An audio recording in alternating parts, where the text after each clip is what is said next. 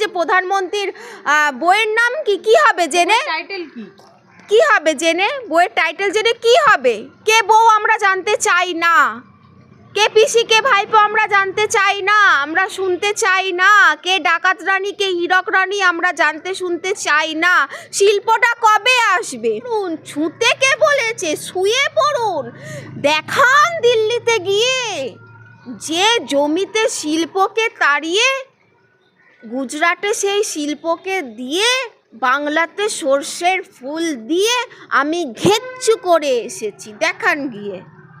বাবা, এ তো পৃথিবীর গিনিস বুকে খুঁজে আপনার নাম পাওয়া যায়নি মাননীয়া। অনেকবার আমি দূরবীন দিয়ে খুঁজেছি, গুগল ফেল, যে 26 দিন না খেয়ে অনশন করে কি করে বাঁচতে পারে মানুষ। আপনি তো পৃথিবীর নবম আশ্চর্য, আপনি বাংলার কি করে আমাদের সিএম হয়ে গেলেন, এটাতেই আমার সন্দেহ। আপনাকে তো গিনিস বুকে তোলা উচিত ছিল। আপনি নিজে বলেন আপনি সব ভাষা জানেন, আপনার মতন তো এই হাম্বা চাম্বা ভাষা কেউ জানে না, তাই জন্যই দেখে বলে। আপনাকে ঘেঁচুন, আপনাকে কাঁচকলা দেখানো হবে, বিগ জিরো দেখানো হবে, রসমালাই দেওয়া হবে। পিঠে কেন, দরকার পড়লে মাথায় কপালে এখানে ট্যাটু করে দেবো, আমি বিজেপি করি। গরম রসগোল্লা সিক্রেটটা কি, পিসি ভাইপো সম্পর্কটা কি, সেটা আমি জানতে চাই। আমরাও জানতে চাই না, কারণ আমাদের জেনে লাভ নেই। আমাদের পেটে ভাত জোগাড় দেবে না, আমাদের ভাতা নয় ভাত চাই, সিঙ্গুর মাটি ভাত চাই, সর্ষে ফুল চাই না। শিল্পর নামে সেখানে সর্ষের দানা ছড়িয়ে সর্ষে ফুল সিঙ্গুরবাসীকে দেখি, সেখানে এখন অবধি শস্যটাও সেখানে হয় না। আপনি হেলিকপ্টার থেকে দেখিচ্ছেন সর্ষে ফুল, সেই সর্ষের দানাটাও হয় না, কারণ সর্ষের মধ্যে ভূতলু হয়ে লুকিয়েছিলেন আপনি, আন্দোলনের মুখটা ছিলেন আপনি।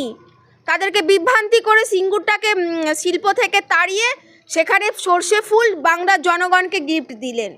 আর সেখানে হচ্ছেন যে প্রধানমন্ত্রীর বইয়ের নাম কি কি হবে জেনে টাইটেল কি কি হবে জেনে বইয়ের টাইটেল জেনে কি হবে? কে বউ আমরা জানতে চাই না, কে পিসি কে ভাইপো আমরা জানতে চাই না, আমরা শুনতে চাই না, কে ডাকাত রানী কে হীরক রানী আমরা জানতে শুনতে চাই না। শিল্পটা কবে বাংলায় শিল্প কবে আসবে সেই ডেট চাই। কোন শিল্প আসবে? টাটা কি ফিরিয়ে আনতে পারবেন, হ্যাঁ কি না, সেই উত্তরটা জানতে চাই। আপনাকে ঘেঁচুন, আপনাকে কাঁচকলা দেখানো হবে, বিগ জিরো দেখানো হবে, রসমালাই হবে, গোল গোল রসগোল্লা দেবে, রসগোল্লা দেব না। শীতকালে আপনি বলেছেন না জয়নগরের মোয়া নিয়ে যাবেন, আপনাকে এবার মোয়া দেওয়া হবে, ঘেঁচু করা হবে। এটা একটা মুখ্যমন্ত্রী সুলভ কথাবার্তা? এই উত্তরটা না এই বঙ্গ টিভির চ্যানেলেতেই দেখেছিলাম। নাড়ু দিতে এলে কি দিতে হয় বিজেপি কর্মীরা ভালো করে জানে, সেই স্টার্টিংটা আমি করেছিলাম খুব ভালো করে, দুবার বঙ্গ টিভিতে আমি ওইটা দেখিয়েছিলাম। আর জেলে কেন ভরবো, কেন জেলে ভরে তো বেঁচে যাবেন। সব যে দুর্নীতি করেছেন দুর্নীতির হিসাব দেবেন, তারপরে ব্যবস্থা নেওয়া হবে। মনে রাখবেন পাপের ভরা পূর্ণ তো ওপরবালার লাঠির আওয়াজ শব্দ করে হয় না।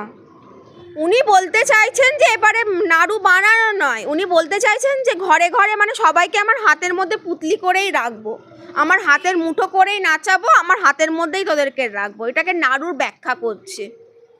বিজেপিকে ঢুকতে দেবেন না, ওই জন্যই তো বিজেপির যত ঢুকতে দেবেন না বলবেন তত বিজেপি এগিয়ে আসবে। বিজেপির 3টে সিট থেকে 77টা সিট হয়েছিল 21-এ, এবার হলো 177টা সিট হবে। বিজেপি ঘরে ঢুকে যাবে, প্রত্যেকটা ঘরে ঘরে বিজেপি ঢুকবে। এবার মাথা পাগল হয়ে গেছে তো, আসলে তো চুরি করে তো ভোটে এই করে না জিততো, সেই ছাপ্পা ভোটগুলো তো নামগুলো কাটা যাচ্ছে না, দুধ কা দুধ পানি কা পানি হয়ে যাচ্ছে, সেই জন্য ওনার মাথার তার কেটে যাচ্ছে, ওই জন্য এসব উল্টোপাল্টা কথা বলছে। ডিটেনশন ক্যাম্প করবেন না তো কি করবেন? আপনার নবান্নর তলায় রাখবেন নাকি টালির চালে খালের ধারে সেইখানে দিয়ে দেবেন?